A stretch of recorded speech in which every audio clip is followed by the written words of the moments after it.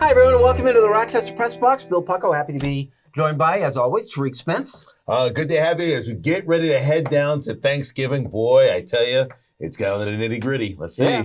And a backup quarterback for Pat Duffy. We got Bob Bleier back. Good to see you, buddy. It's been a while. I love being here. I mean, you've been here just a few weeks ago, but I missed it. Yeah, good to be back. Hopefully I can help with some perspective today. And so we haven't talked about it. It's the last time you're one of our new members of the Walk of Fame. I am. Thank you. Congratulations. Yeah, I appreciate that. Thanks. Yeah, it was an honor. My whole family participated with me. It was great. It was wonderful. Cool. We're hoping later on you'll tell us a little more about that. Tariq, let's talk about the Buffalo Bills. Big changes. Will it make a difference? So the bottom line is this going to make a difference? Well, we'll find out. And I'm eager to find out this obviously next game because it's the Jet game, because this is going to be interesting.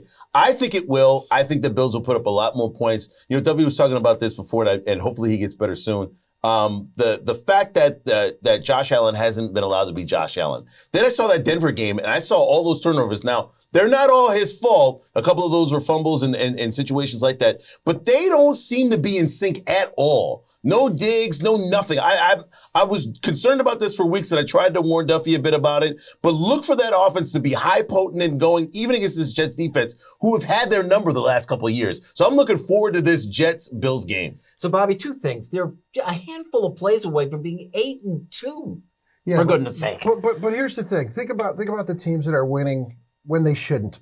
Kansas City's won some games when they shouldn't have won. Pittsburgh's definitely winning games that they shouldn't win. They're being outgained and outgained every game and winning well, I see games. Your point. I know where you're headed. So what's the difference between Buffalo and those teams? Well, I have to tell you, I think it's leadership. I've talked about this almost every time I've come on this show and talked about when Josh Allen comes out of the tunnel, I can tell as a quarterback and as a football fan how the game is going to progress.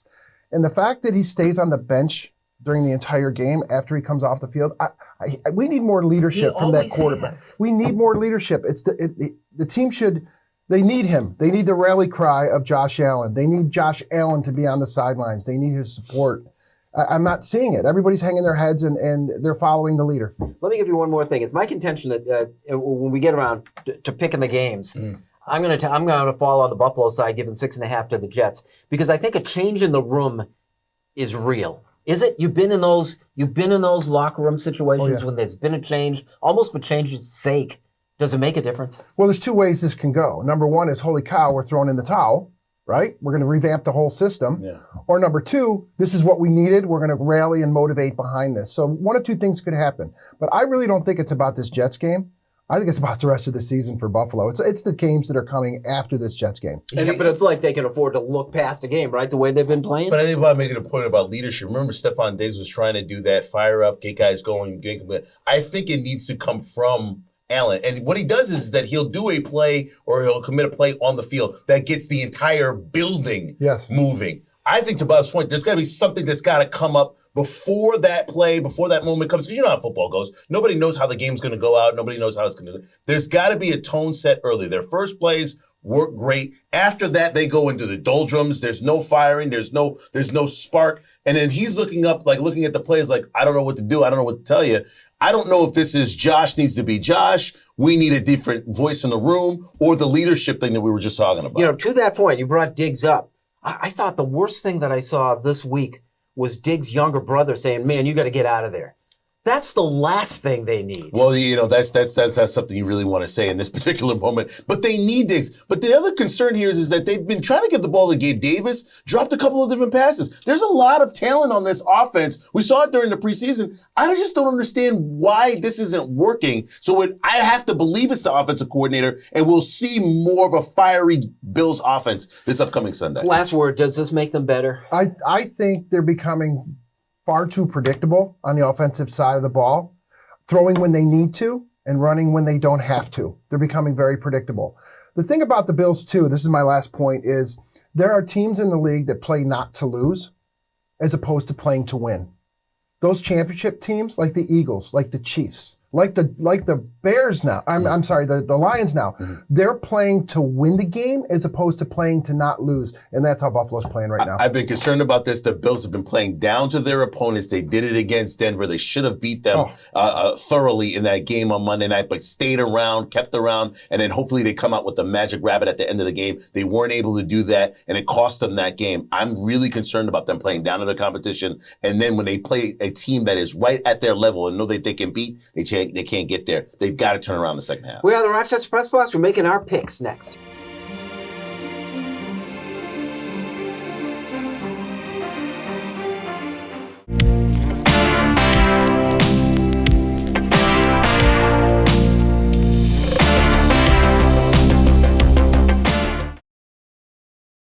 Just passing through. Life lessons from notable Rochesterians. People you may think you know. Don Elhart, Maggie Brooks, John Dady, and Stacy Pension. J. Mack and Soccer Sam. Fred Costello, and Jake Zembeck. Along with 21 more. How they all got from there to here. It's a new book by Bill Pucko. Available for $12 postpaid only from rocksportsnow.com. Try it, and thank you.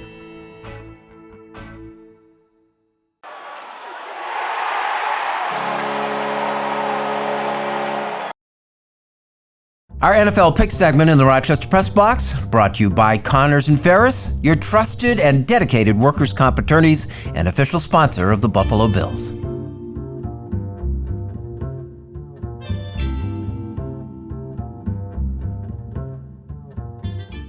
Welcome back. Thanks for joining us here on the Rochester Press Box. Time to make our picks. Our picks brought to you by Connors and Ferris, your workers' comp attorneys. And Greg, as always, Greg Connors joining us. Hello, buddy. Hey, Bill. I hope you guys are doing better than I'm doing on this day. Yeah, you guys, you can't take it that hard, Greg. My advice from all my years: try not to take it too hard. It's a quick turnaround, though. I mean, listen, you could be sad and then happy again this Monday. All right, we're looking at the Jets. 6.5 is the line. What's your initial feeling about this one? Well, I'm going to this game thinking that the offensive coordinator will make a difference, but I don't think it's going to make that much of a difference. I don't think the Bills can score enough points to win by 6.5. So I hate to say this. I'm going to go with the Jets plus the points, but please, Buffalo, please win this game. Greg, they're a handful of plays away from being 8-2 and on top of the conference. I can't get past that. Patriots, Jets, Broncos, those are mail-in wins. All they got to do is win those games, and they're 8-2, and nobody has an issue with that. No, however, but they've got to get the discipline back. They've got to get that energy, and I'm not seeing it. Maybe this change-up on the offense will give them some mojo, but going into this game, they got to win. I just don't think they can cover the spread. Well, Bobby says a change in the atmosphere in the room is important. What do you got?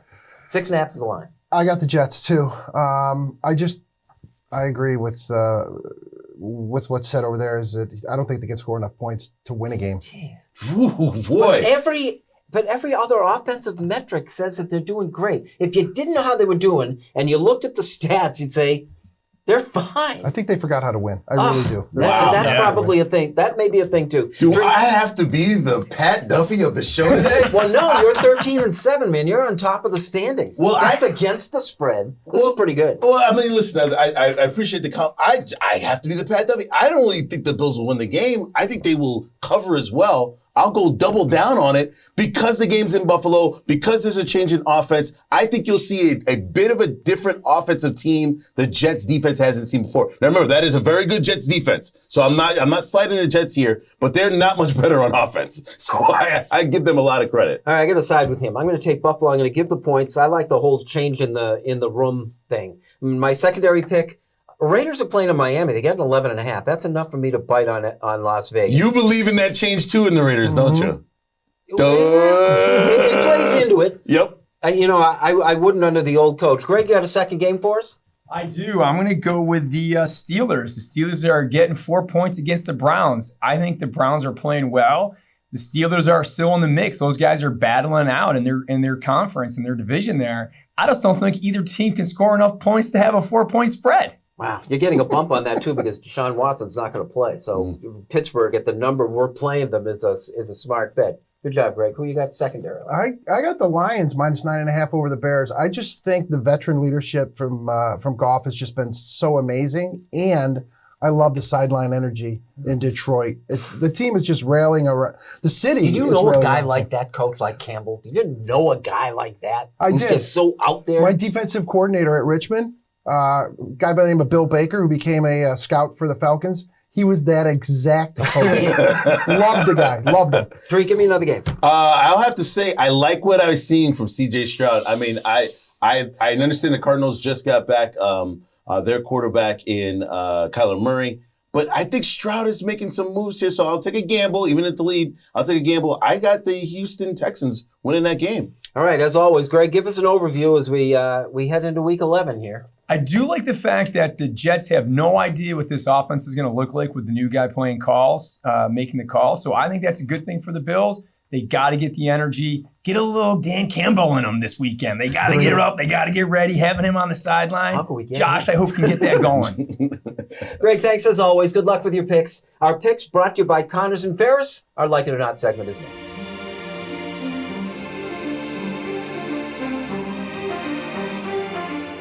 Here's the Press Box Trivia question brought to you by Market View Liquor, where exceptional customer service meets an extensive selection. Jefferson Road.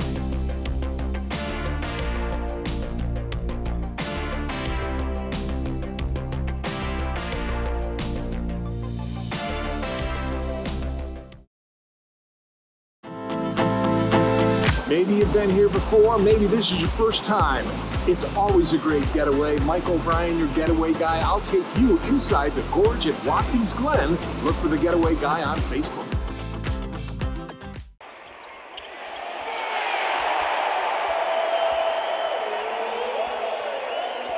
Here's the Press Box Trivia answer brought to you by Market View Liquor, where exceptional customer service meets an extensive selection.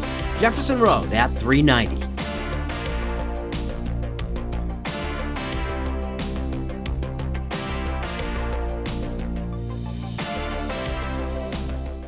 Welcome back. Thanks for joining us here. This is the Rochester Press Box, and our Like It or Not segment is brought to you by Sport Clips. Where the MVP experience is better than ever, Sport Clips is a game changer, not just a game changer. No appointments are needed. Stop by a Rochester location today. Like it or not, Bill Belichick returning to New England next year as head coach? I think it's highly unlikely. I think the sweatshirt maybe has overstayed his welcome. The hoodie. The hoodie or the sweatshirt, whatever. He's had a lot of great talent. I still think there's a lot of talent on that team, but we've talked about this earlier. His old school approach to the game of football may have passed him by. There's far more energy in the league now, and I think he's being the general manager and the head coach.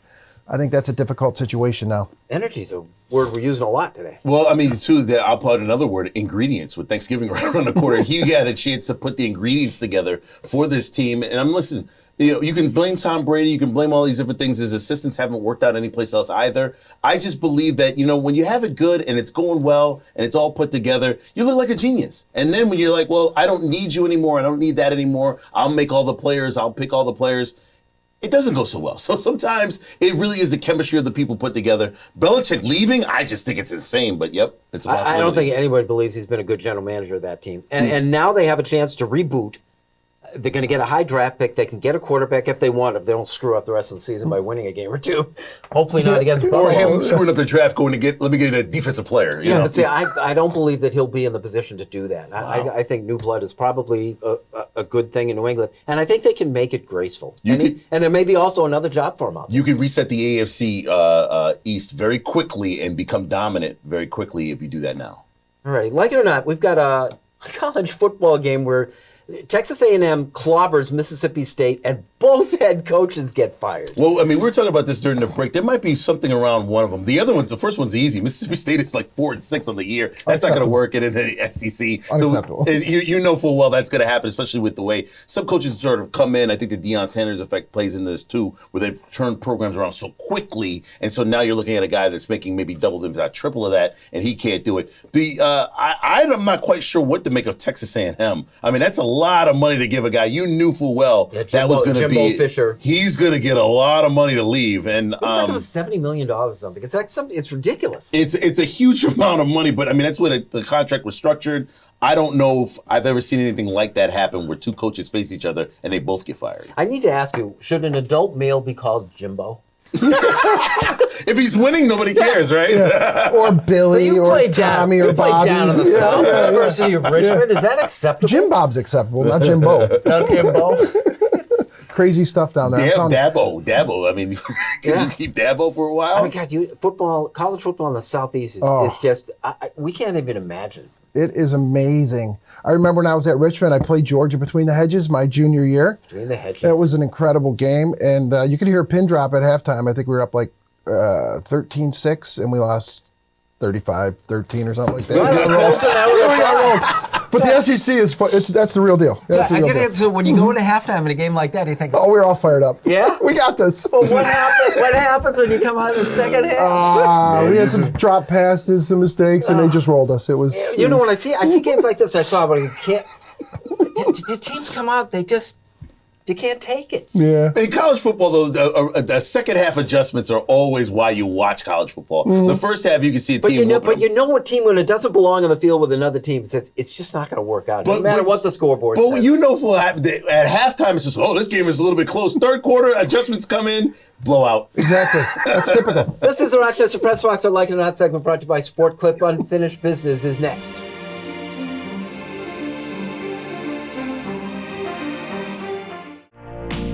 The Press Box Stat of the Week is being brought to you by McArdle's Restaurant in Fairport. Come home to McArdle's.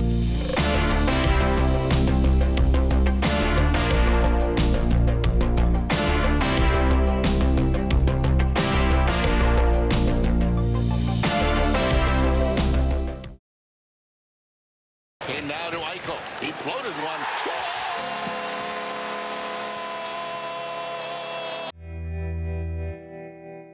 Welcome back. Thanks for joining us here in the Rochester Press Box. It's time for Unfinished Business. Let's start with Tariq. All right, everybody likes to talk about how high school football has gone this way and not as competitive anymore, worried about the city, worried about kids even playing the sport. I have to give congratulations going out to East High School and Monroe High School, taking home the battle of the bricks and bringing home championships to the city. There's always this concern about athletics and play and all these other different things that are going on. East High School not only did it, East High School did it with 2 co-head coaches, one on defense, one on offense. Shouts out to them. Monroe continues to put together a great program as well. So all this concern about high school football and where's it coming from when these stars. And then next thing you know, you got 2 championships right in the city of Rochester. Don't worry about it. Get the kids that want to play, get them into your system, let the coaches do what they do, show great support, and they'll bring home some bricks like those 2 schools did. Congratulations. Yeah, I want to start by just saying thank you to the Rochester community and to some of the pioneers in Rochester, such as the Silver family, for honoring me with the Walk of Fame induction here at Frontier Field. There's a few people I would like to thank as well, obviously, my family and my 4 sons, but more importantly, 2 particular individuals from Eastman Kodak Company who really, really hooked me up into my college career, Paul Wanamaker and Hunter Lowe. They were instrumental in getting me to the University of Richmond and catapulting my football career. And my kudos to their families and to them. It's been an incredible honor, and I love my community, and I'll always be a Rochesterian. There are 10 teams in the National Football League that are unwatchable. Another 4 are close, which is just 2 teams away from being half of the NFL. Week 10 kicked off with an inspired Thursday night matchup between the Panthers and the Bears. That was followed up Sunday morning with a thriller between the Colts and the Patriots. Those 2 games produced a total of 3 touchdowns. Unwatchable.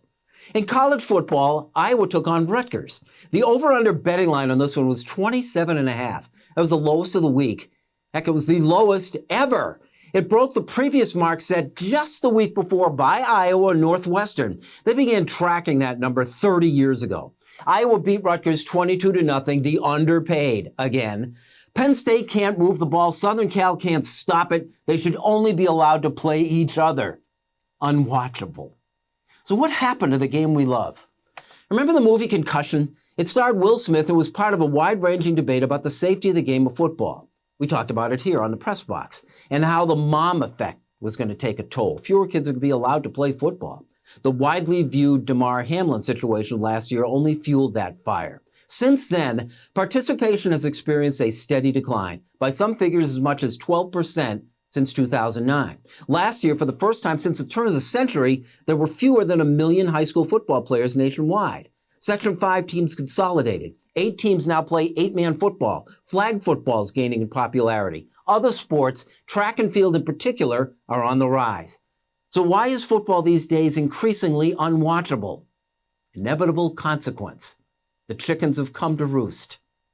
That is our unfinished business, and that is our show. Hey, look, an honor overdue. Congratulations. And you were telling a story about where you would have been if you hadn't gone to Richmond. Yeah, I didn't. I had no idea I was going to be playing college football. Maybe Division III, but not Division I.